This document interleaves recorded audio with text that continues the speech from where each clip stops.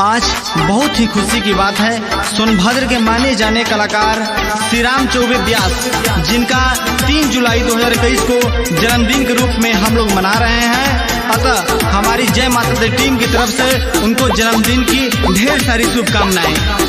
Happy birthday to you Shri Ram भाई। आज सुंदर दिनमा आइलो बा, जन्मदिन आज रखाइलो, दोस्त संगी यार आइलो बा, पार्टी मंदिर में रखाइलो बा। हैप्पी बर्थडे टू सब बोले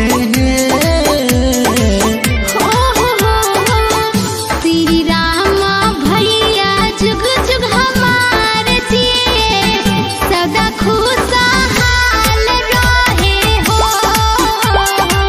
श्री राम भैया जुग जुग हमारे जिए, सदा खुशहाल रहे हो। हैप्पी बर्थडे टू यू भैया, आप अपने जीवन में खूब खुशहाल रहें और खूब आगे बढ़ें। श्री राम भैया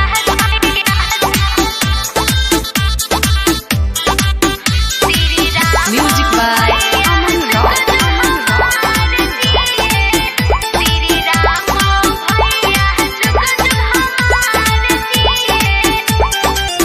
राजा बाबू के कली अइले, अंकित संगहि मेरा माँ, सब मिल के बर्थडे मनैले, डीजे पे करके हंगामा।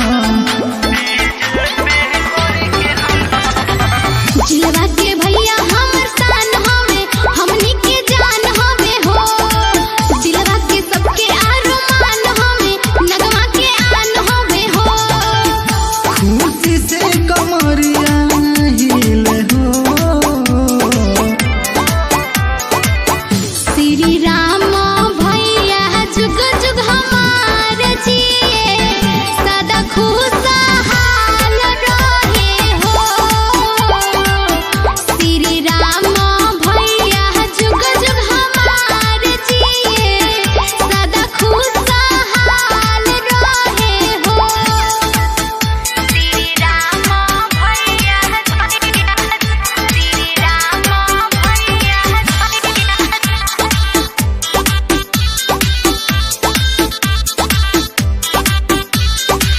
म्यूजिक बाय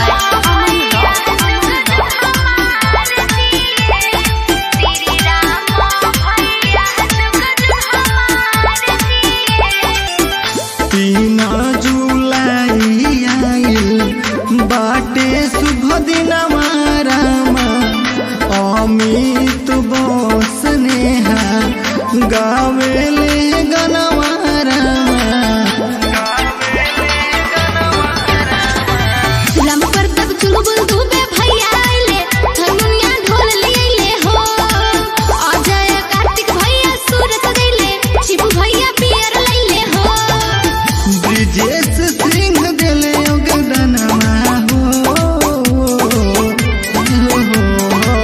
श्री राम भैया जुग जुग हमार जिए, सदा खुशहाल रहे।